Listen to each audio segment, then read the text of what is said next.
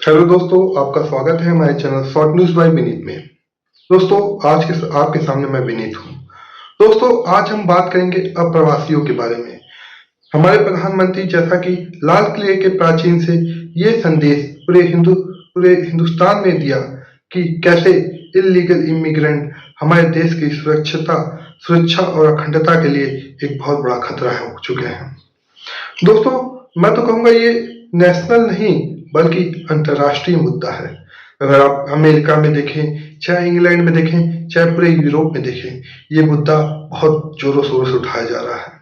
कैसे Donald Trump भी इस मुद्दे को उठाते हैं, कैसे अप्रवासी वहां के लिए एक खतरा बन रहे हैं। अभी हाल में ही लंदन में एक बहुत बड़ा एंटी इमिग्रेशन प्रोटेस्ट को देखने को मिला, जो काफी हिंसक हो चुका था। दोस्तों, हम बात करेंगे एलॉन मस्क के बारे में।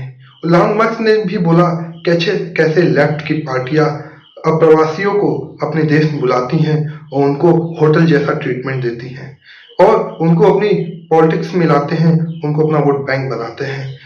ऐसा क्यों है दोस्तों? आइए दोस्तों, हम भी उसको डिटेल में समझते हैं। दोस्तों, हम बात करेंगे वेस्ट बंगाल की, खासकर की मुर्शिदाबाद की। दोस्तों, मुर्शिदाबाद आज एक सेंटर बन चुका है, एक बहुत बड़ा हब बन चुका है बांग्लादेशियों को लॉन्च करने का पूरे हिंदुस्तान में। दोस्तों, हम ये भी बात करेंगे कैसे बांग्लादेशी आज पूरे वेस्ट बंगाल की पॉलिटिक्स को डोमिनेट करते हैं। दोस्तों, ऐसी खबरें भी आती हैं कि कुछ बांग्लादेशी आज वेस्ट बंगाल की सरकार में कुछ बड़े जिम्मेदार ओहदों पे बैठे हुए हैं। दोस्तों, ये भारत की सुरक्षा, अखंडता और संप्रभुता के लिए बहुत बड़ा खतरा पैदा कर रहे हैं।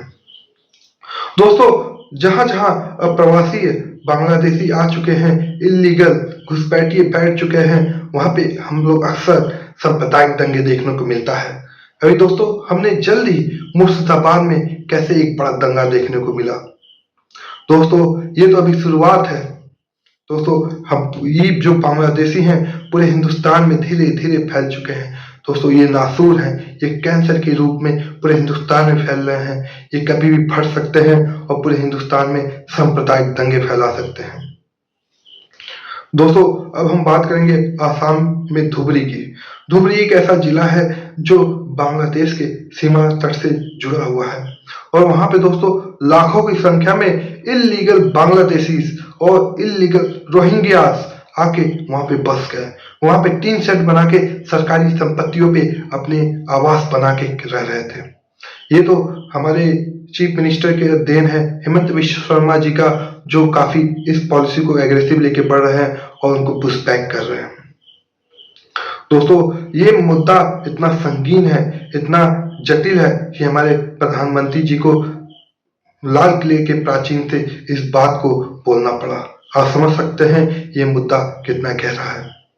और असम की रैली में भी कल प्रधानमंत्री मोदी जी को इस बात को उजागर करना पड़ा। दोस्तों, यही नहीं, ये इलीगल बांग्लादेशी, इलीगल रोहिंग्या बिहार, उत्तर प्रदेश, दिल्ली, मुंबई, बड़े बड़े अन्य राज्यों में फैल चुके हैं। दोस्तों, दिल्ली में तो बड़े बड़े उनकी कॉलोनियां बस गई, उनके बड़े बड़े झुग्गी झोपड़ी के टीन सेट लग गए। दोस्तों, अब तो हम बात करेंगे बिहार इलेक्शन की। बिहार इलेक्शन कमीशन वहां पे SIR सर का वो इलेक्ट्रोल को रिवाइज कर रहा है। दोस्तों, ये बहुत जरूरी काम था। ऐसा माना जा रहा है लगभग 60 लाख से ज्यादा इलीगल बांग्लादेशी अपने आप को एनरोल कर लिए हैं बिहार इलेक्शन इलेक्ट्रोल रोल में। दोस्तों, आप समझ सकते हैं अगर बिहार की ये हालत है तो बांग्लादेश की क्या हालत होगी। मुझे तो लगता है दोस्तों, वहां पे करोड़ों की संख्या में वेस्ट बंगाल में करोड़ों की संख्या में इलीगल बांग्लादेशी अपने आप को इलेक्टोरल रोल में रजिस्टर करवा लिए होंगे और वो हिंदुस्तान के वोटिंग में पार्टिसिपेट करते होंगे। जो अधिकार हिंदुस्तानियों का था उसको छीन लिया गया। दोस्तों, अब हम बात करेंगे उसके दुष्प्रभाव क्या पड़ रहे हैं। दोस्तों, पहला तो सबसे बड़ा नेशनल सिक्योरिटी के लिए खतरा पैदा कर रहे हैं।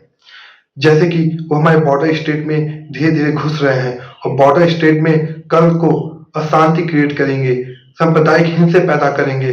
जैसे कि हमारे पूरे बड़े जो स्टेट होंगे वो वोलाटाइल हो जाएंगे और हमारे देश के दुश्मनों को एक अच्छा मौका मिल जाएगा। और दूसरा बड़ा मुद्दा है, ये हमारे जो रिसोर्सेस हैं उसका यूटिलाइज कर रहे हैं। जो हमारा रोजगार है, जो हमारी रोटी है, वो उनको छीन रहे हैं दोस्तों। और तीसरा सबसे बड़ा मुद्दा है, ऐसा देखा गया है कि जो भी संगीन अपराध हो रहे हैं हिंदुस्तान में, उनमें सबसे बड़ा हाथ बांग्लादेशियों का है। वो अक्सर मर्डर, हत्याएं और संगीन बलात्कार जैसे अपराध भी कर रहे हैं, ऐसा कुछ एजेंसियों ने नोटिस किया दोस्तों। यही नहीं, ये छिनौती और जैसे घृणित अपराध कर रहे हैं समाज में दोस्तों। अब आपको मैं बता दूं, हम लोग के ऊपर जो हिंदुस्तान है उसके ऊपर कोई जिम्मेदारी नहीं आती, क्योंकि हिंदुस्तान यूएन कन्वेंशन और रिफ्यूजी 1951 को साइन नहीं किया है। इसलिए किसी भी रिफ्यूजी को अपने देश में लेना भारत के ऊपर ऐसी कोई लायबिलिटीज नहीं है दोस्तों। आज के लिए इतना ही। आपका बहुत बहुत